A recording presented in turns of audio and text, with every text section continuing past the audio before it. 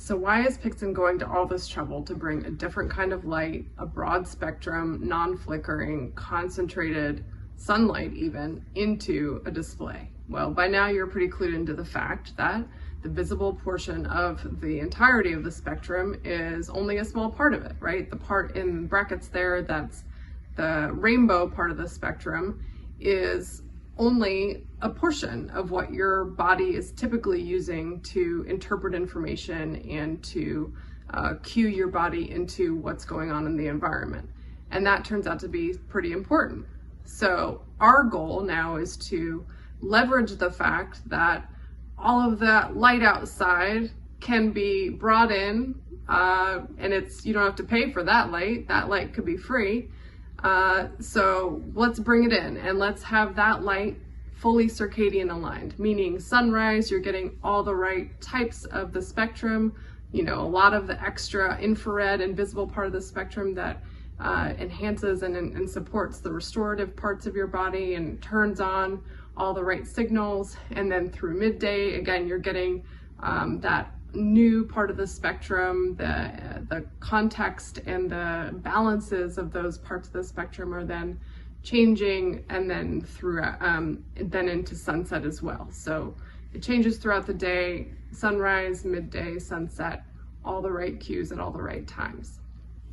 So the way that we're doing that is by having a hybrid system. So we've got an inbuilt electric light that supplements when daylight is dim or when it's nighttime even, so that you can have a blue-free, circadian supportive option in addition to all of this free light that is now channeled in through fiber optics that can support both your enhanced usability, meaning you can use this display to do all the typical things that you would normally want to do. You can game, you can, video chat, you can, do all your meetings, you can, watch a movie, whatever you need to do, all the colors that you would need, all the refresh rates that you would need, none of that is going to be hampered because we've got this nice hybrid system.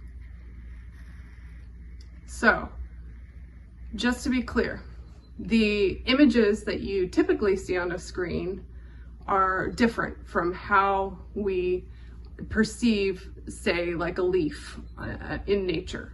So a leaf in nature is getting input light from the sun that reflects off of that surface then goes into your eye and interacts with the cones in your retina.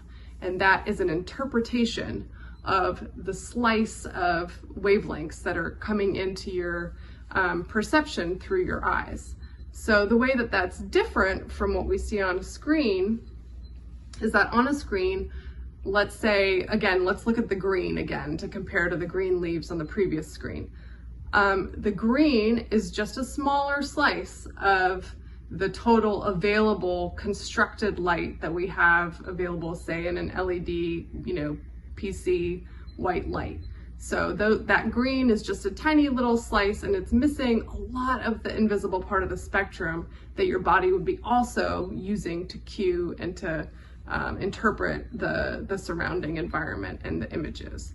So what does that mean? It means that when we optimize for physiology, when we choose health as the first and the most important engineering and design goal for a screen, right? We want to ensure that all of the missing parts of the spectrum are added back in, right? So today's displays are missing a big part of the spectrum, and you can see that by comparing sort of the top to the bottom row of each of these color dots. So the purple, the aqua, the green, the peachy color, the yellow, and the orange, right?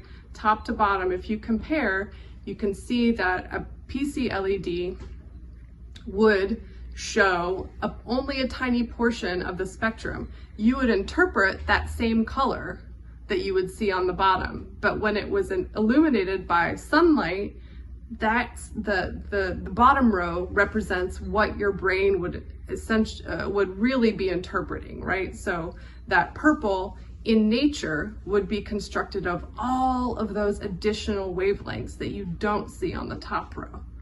So That's what we want to bring. That's how it's going to be different. That's what we're really excited about, and we hope that you'll join us on this journey. Take care. Bye-bye.